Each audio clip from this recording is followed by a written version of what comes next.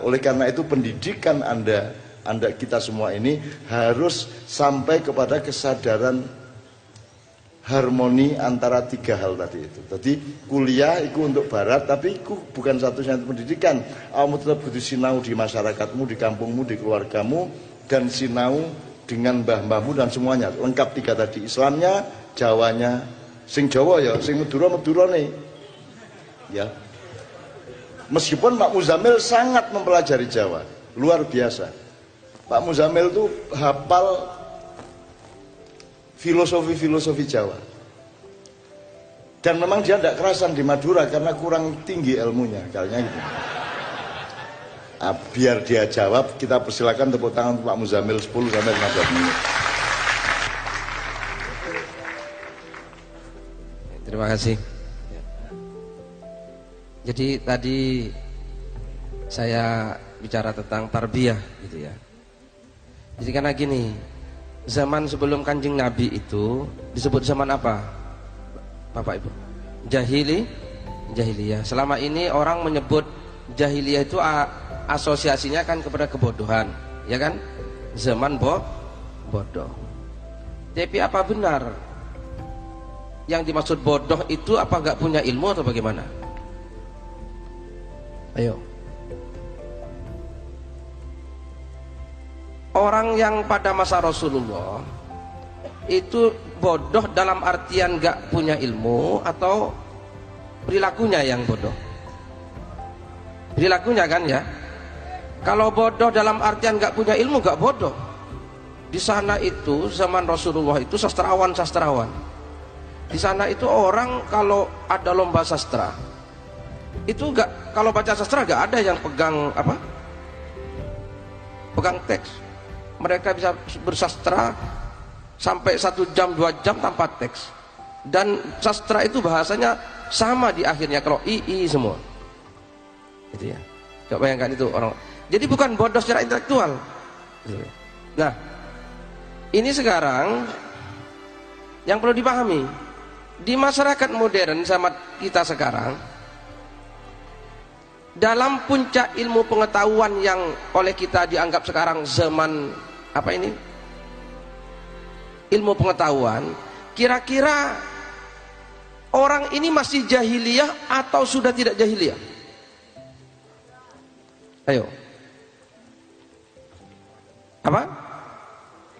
Nah, sekarang saya tanya, kalau Indonesia gitu ya, dengan kekayaan yang melimpah gitu ya, kekayaannya melimpah, gedung-gedung yang tinggi besar, kemudian ternyata konfigurasi apa peta kekayaannya ada satu orang kaya di Indonesia yang kekayaannya sama dengan 100 juta orang miskin di Indonesia. Kira-kira ini bagaimana ini?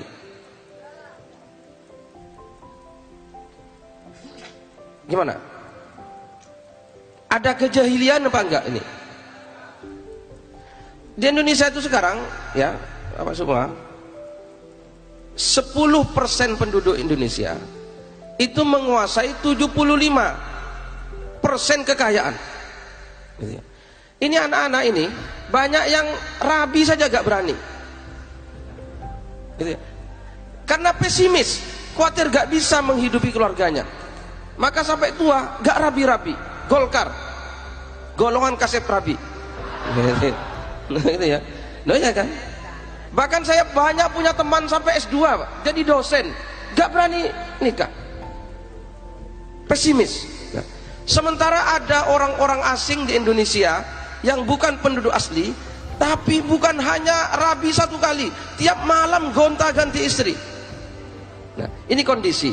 Nah, inilah maka mari kita begini ya, ini bukan hanya kesalahan orang luar negeri, tapi di dalam juga ngasih pintu untuk seperti itu masalahnya.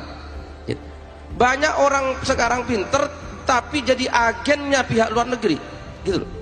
Nah, oleh karena itu maka mari kita tata pendidikan, karena itu ujungnya ya pendidikan. Memang pendidikan bagaimana menjadi tarbiyah. Tarbiyah saya katakan tadi spiritnya. Sekarang saya tanya, sampean kalau kuliah, kalau belajar tujuannya apa? Karena ini salah satunya sabda Rasulullah SAW, innamal a'malu bin niat. Sesungguhnya perbuatan apapun itu tergantung niatnya, termasuk belajar, termasuk mengajar. Itu tergantung niatnya. Hasilnya itu tergantung niatnya. Saya khawatir kenapa bangsa Indonesia di tengah-tengah banyak orang pinter tapi gak bener. Khawatir ini salah satunya niatnya keliru dalam menuntut ilmu. Kan rata-rata orang tua bilang, ayo sekolah le ben entuk gawean. Ya apa enggak? Sekolah le ben jadi presiden. Sekolah le ben jadi wong sugih. Itu benar apa enggak? Kalau dunia sudah menjadi tujuan, maka dunia akan rusak. Maka ini bos, karena ini sudah malam ya, menyangkut innamal a'malu binniyat tadi. Satu, ayo nuntut ilmu, niat yang benar. Niat yang paling benar apa coba? Satu, paling tinggi. Yang paling tinggi. Tujuan hidup tadi apa? Inna lillahi wa inna, nah, ya kan? Terus berarti menuntut ilmu pun atau dosen mengajar pun tujuannya harus apa? Apa? Ya, untuk bisa sowan dan diridhoi oleh Allah Subhanahu wa taala. Yaitu tujuan tertinggi. Jadi sampean kenapa belajar? Orang tua menyekolahkan putra-putrinya, ayo tujuannya apa? Supaya mendapatkan ridho Allah Subhanahu wa taala. Itu harus tujuannya. Nah, kalau itu tidak bisa, bolehlah yang lebih rendah dari itu. Lebih rendah. Apa yang lebih rendah? Kalau mencari ridho Allah itu kan untuk Allah, berarti kita akan hilang, diri kita hilang. Jadi gak punya kepentingan apapun kecuali perkenannya Allah. Ini top wali sampean kalau seperti itu. Jadi kalau ada dosen wes ramikir opo-opo yang penting diridhoi oleh Allah, wali ini bukan hanya sekedar dosen. Karena sudah gak punya kepentingan, tapi kan angil, ya kan? Angil. Maka kalau bisa ya di bawahnya lah. Di bawahnya yang si memper. Kenapa kok belajar? Ya, supaya masuk surga. Lumayan kan? Supaya masuk surga. Kan kita ingin surga apa enggak? Lo kan sampean dikdong, sampean jadi bupati, sampean jadi gubernur, sampean jadi presiden, sampean sogeh, lek mlebu neraka kira-kira piye? Kan percuma kabeh. Nggih mboten? Percuma. Mbok sakti mandraguna koyok siapa? Gatot Kaca, Walung Wesi, otot kawat iso mabur, ora tedasing. Nah, tapi lek mlebu neraka kan percuma. Ya apa enggak? Sampean bawa punya bojo jangankan siji, punya 1000 tapi masuk neraka percuma. Ya apa enggak? Maka menuntut ilmu kalau tidak bisa mencari ridho Allah, minimal apa? Ben mlebu surga. Oke? Ora iso sik kebayang dunyo. Piye nang dunyo nah kan itu ya. Ya minimal di bawahnya. Kalau nggak bisa itu, ayo di bawahnya apa? Apa kira-kira? Ben pinter katanya, ya be. Nah ya, meskipun pinter ini baru alat loh, Pak. Ya jangan ben pinter, Pak. Minimal ben ora bodoh, ya kan? Nah itu top, masih top itu. Ini jawabannya ben pinter. Kalau pinter karena pinter terkadang keblinger, Pak. Ben ora bodoh, ya kan? Kenapa sekolah? Ben ora bodoh. Nah, gitu, ya kan? Kalau ora bodoh kan ngerti. Nah, ya ngerti. Nah, ngerti ya. Pinter belum tentu soalnya, ya. Ya, ben ora bodoh. Itu lumayan, gitu loh ya. Lek wis ora bodoh kan insya Allah, ya kan? Insya Allah sampian berbisnis, insya Allah lah, ya kan? Karena agak bodoh, insya Allah sukses bisnisnya. Sampian jadi tukang pijet, insya Allah ya minimal orang yang dipijet kepenak lah, sehingga laris. Karena sampean tidak tidak bodoh itu top sama Mbak. Ben ora bodoh, bukan pinter. Ben ora bodoh minimal. Nah, paling rendah kira-kira apa yang masih benar? Ada lagi. Apa?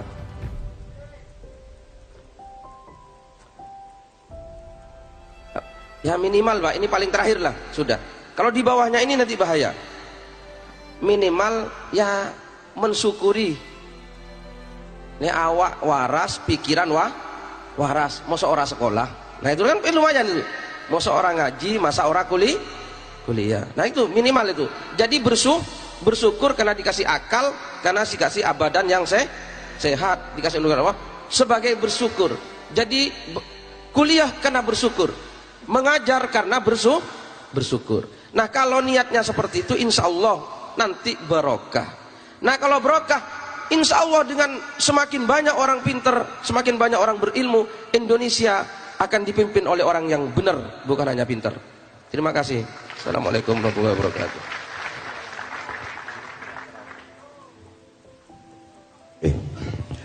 Untuk melengkapi sedikit ya cerita ya Gure, tapi saya ingin cerita tentang Kiai Kanjeng dan saya dikit, tapi tidak untuk saya dan Kiai Kanjeng. Saya itu aktif kayak ngene iki tahun mulai 1972. Durung lahir sampean. Kalau sama Kiai Kanjeng ini pementasan keempat 3.838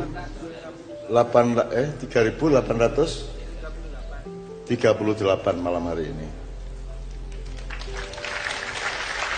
Nek aku ijen wis gak kepetung. Keton petung bololoro dengan berbagai bentuk. Apa aku ketemu masyarakat iki apa? Konteksnya apa? Agama, ilmu, pendidikan politik, komunikasi sosial, kesenian, budayaan, salah satu atau kabeh? Pendidikan politik ono, kudune sing nyelenggarakan pendidikan adalah parpol. Ya ta? Pendidikan ilmu ono, sebenarnya itu sudah cukup tugasnya kampus. Pendidikan keagamaan ono, ya mestinya itu tugasnya ulama MUI, NU, Muhammadiyah dan seterusnya. Tapi saya diminta untuk melakukan semua hal itu, bahkan di luar pengajian pertemuan seperti ini saya kudu nangani macam-macam masalah. Ketika HTI mau dibubarkan, saya menerima tamu berderet HTI sendiri, DPP HTI rombongan 6 orang, kemudian setelah itu Kapolda DIY, kemudian rombongan dari Mabes Polri yang urusannya sama, yaitu Perpu itu. Urusanku apa karo Perpu? Saiki gini loh, yang ingin saya katakan sebagai Anda, aku nulis puisi, aku nulis buku, aku ngelakoni koyok kiai, ngelakoni koyok seniman, ngelakoni koyok ilmuwan, ngelakoni koyok mediator masalah, ngerukuno wong. Saya menghentikan perang suku, saya menyetop perang Madura yang dibunuhin Dayak di 4 kabupaten dan seterusnya. Aku ngelakoni koyok ngono sampai tuwek koyok ngene iki, tujuanku apa rek? Nek wong kate dadi bupati, kate dadi presiden itu biasa kira-kira audiensi karo masyarakat ping pira, cukup ping pira untuk jadi presiden? Kira-kira ping 50? Sampai ping 50? Lah aku iki wis meh ping tahu karo Kiai Kanjeng tok, nek aku tok mungkin wis 15.000 20.000 wis gak kepitung akeh. Tujuanku apa rek? Aku saiki dadi apa? Aku iki oleh apa? Ya.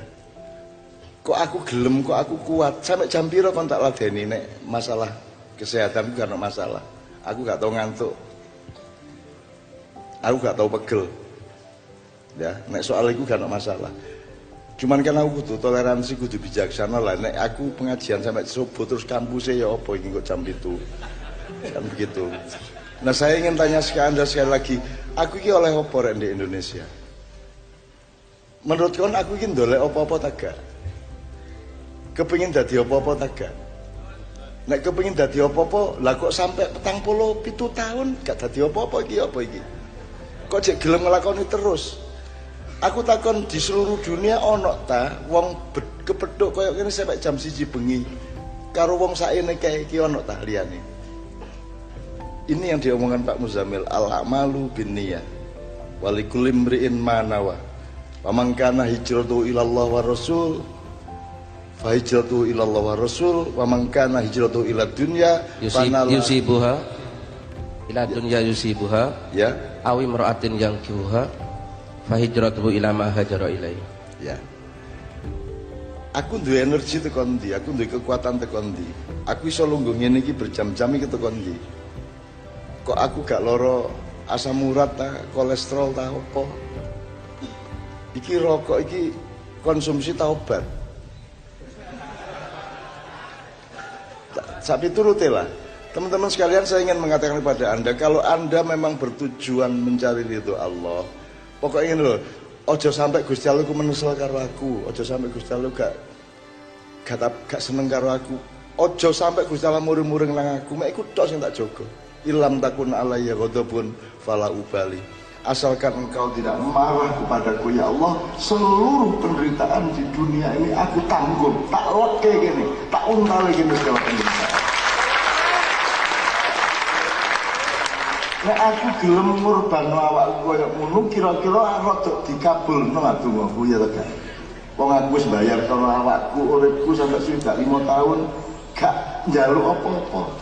Sing tak kepingin iki Indonesia mben iki dipimpin arek-arek sing luwih bener. Sing luwih mateng, sing luwih bijaksana, gak udrek-udrekan membela kebenaran masing-masing, tapi memiliki kebijaksanaan ke masa depan. Nah ikut tok sing tak jaluk. Makanya aku ke tahun 79 aku nulis buku Indonesia bagian dari desa saya. Sampai saiki wong gak paham, kok Indonesia bagian dari desa saya. Ini loh kok takkan jadi Indonesia gak bagian dari desa saya. Indonesia dan desa saya itu bagian dari saya. Apa aku gede? Lo gak ngono cara berpikirnya. Nah aku bagian dari Indonesia berarti aku duwe hak jaluk bagian dari Indonesia. Aku tahu jaluk bagian. Indonesia itu bagian teko aku, mergo aku kepingin kayak Indonesia. Aku kepingin ngekei nang Indonesia, aku gak jaluk nang Indonesia. Makanya dia bagian dari diri saya, betul nggak? Perutku adalah bagian dari diriku, maka tak kei panganan. Nah aku bagian dari perutku. Aku jaluk panganan lewat usul sekolah ngono sih. Nah saya tidak minta apa-apa ke Indonesia. Aku gak ngenyang, aku gak nguber, aku gak saingan. Aku gak royokan, aku gak sikut-sikutan, gak melok kabeh aku. Aku mek njaluk Gusti Allah, ya Allah, sampean tolong bangsa Indonesia iki wis mepet waktune. 2 tahun iki kudu ana perubahan besar atas hidayah sampean. Supaya kok 2019 mulai rada beres titik, tapi 2024 insyaallah Indonesia tangi temenan.